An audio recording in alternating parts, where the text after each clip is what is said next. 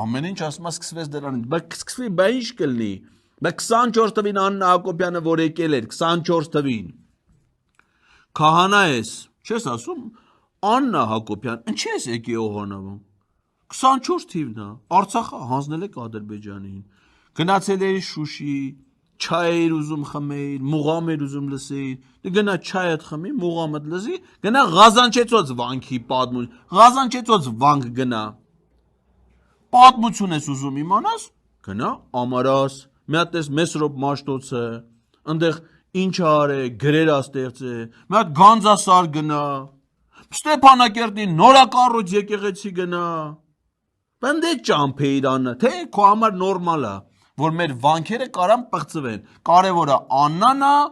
Աննա բաբան ու իր 42 բաբուլյաները։